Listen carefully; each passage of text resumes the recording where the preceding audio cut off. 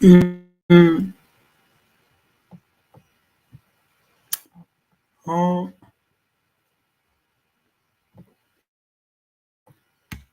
mm, mm, mm,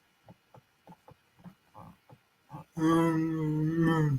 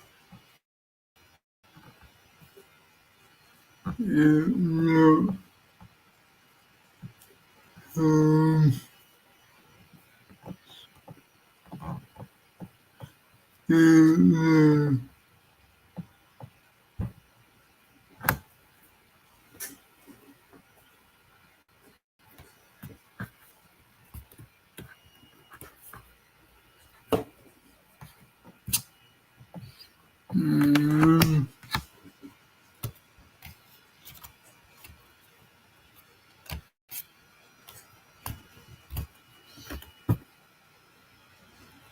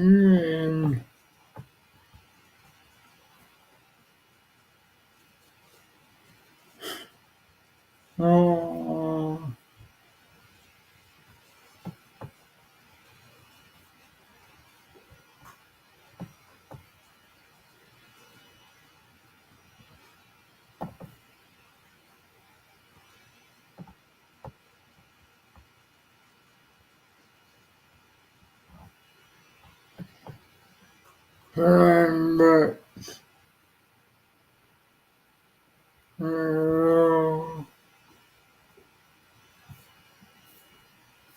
Laera.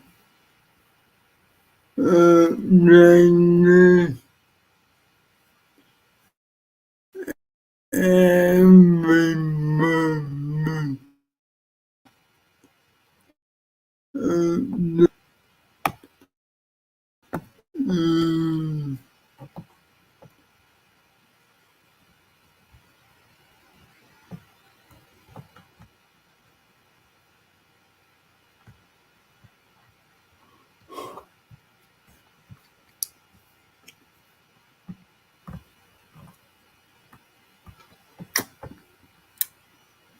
Everybody.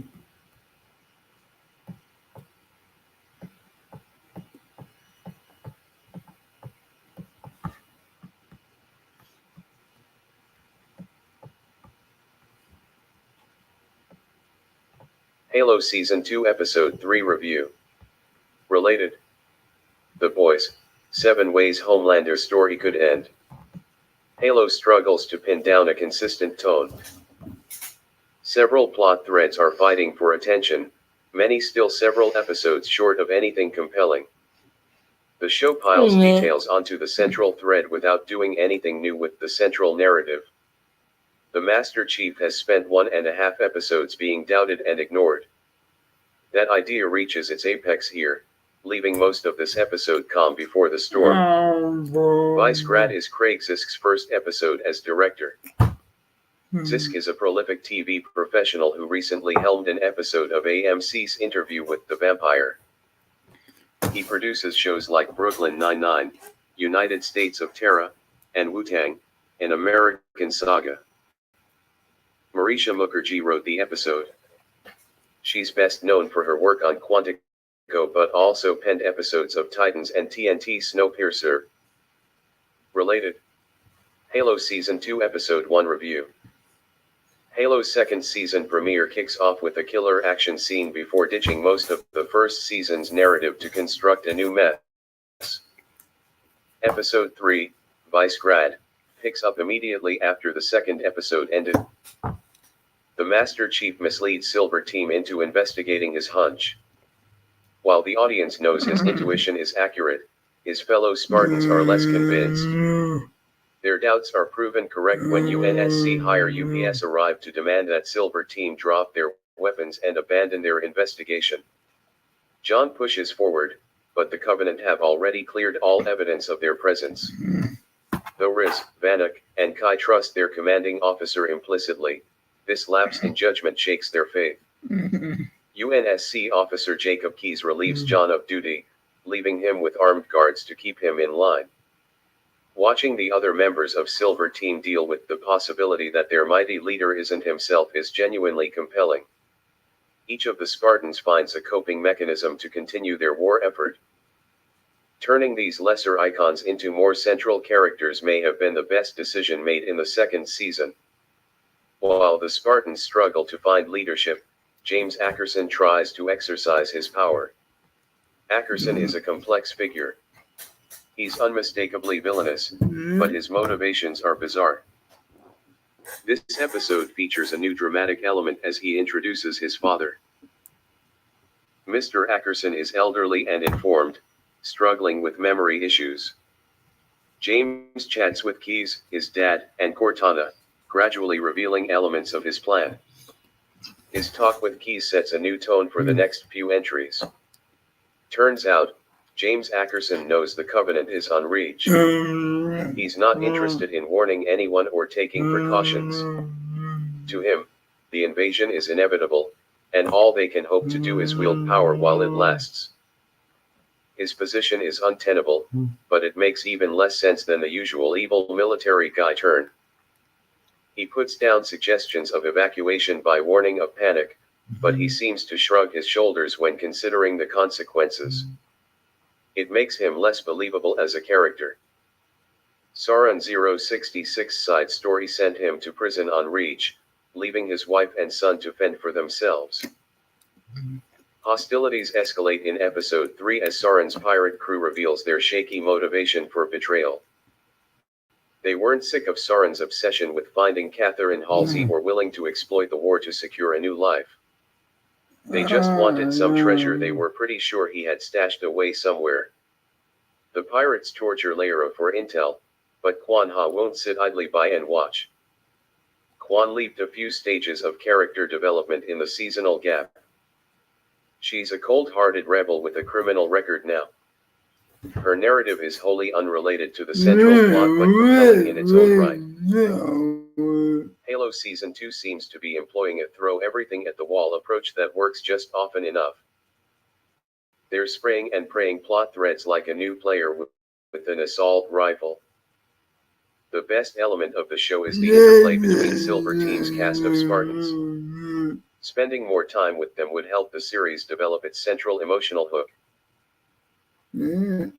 John returns to see Talia Perez in this episode, pushing forward its slightly awkward thematic interpretation of faith. His struggles. The engaging moments throw the duller scenes into a harsh spotlight. Once the show demonstrates its ability to keep the audience's attention, every moment it spends without it feels like a lapse in judgment. There's enough worth watching in Halo Season 2 to recommend so far. If it dropped into another sci-fi franchise like Star Trek or Star Wars, it would sit somewhere in the middle of their catalogs. It's ironic to say about a show that eschews the source material so freely, but this series would be instantly forgotten if it wasn't called Halo. All of its merits can be found elsewhere. That's not to say it's worthless, but that it's constantly fighting its apparent instincts to reach for the middle. When best-selling games become movies, they often alienate fans and potential newcomers by sanding off our ads work as hard as you do. Planned mess. By bringing customers and sales closer than you can imagine. It still has a ways to go Small to find the businesses horizon saw 26% of their sales on average driven by Amazon ads. Season 2, Episode 3, Vice Grad. The Master Chief and his Spartans suffer the consequences of their unsanctioned mission while Soren's family struggles to survive. Related. Halo Infinite adds new content inspired by TV series.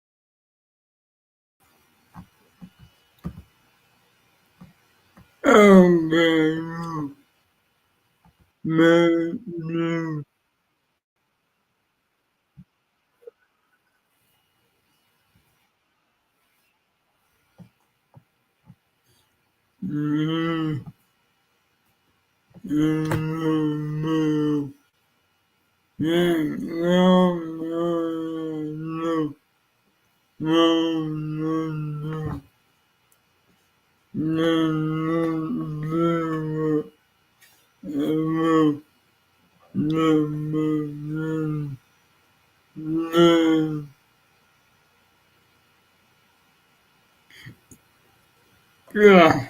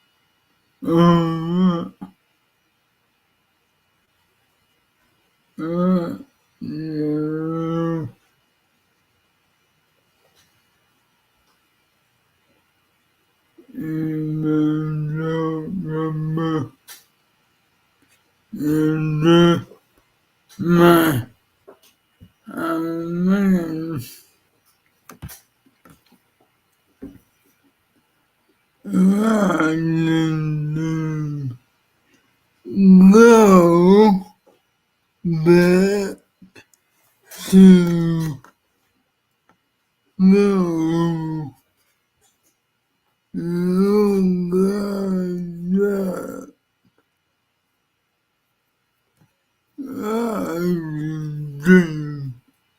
You guys always better is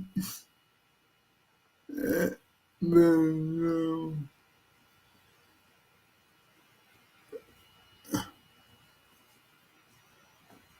Oh, no,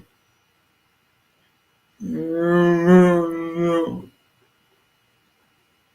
no, the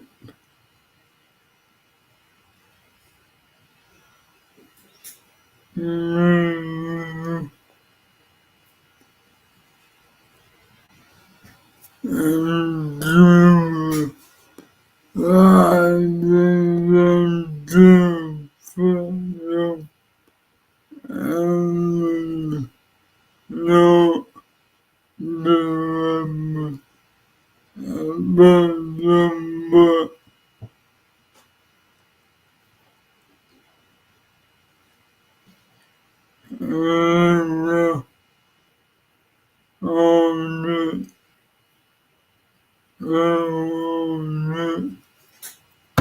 Laera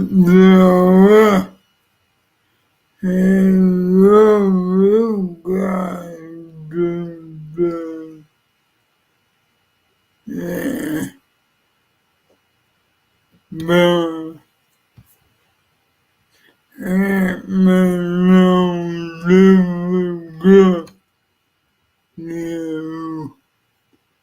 embark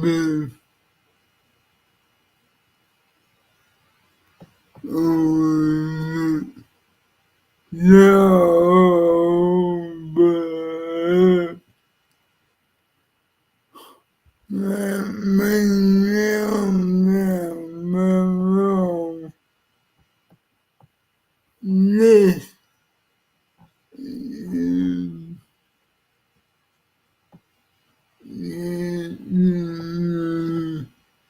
is my is so bad.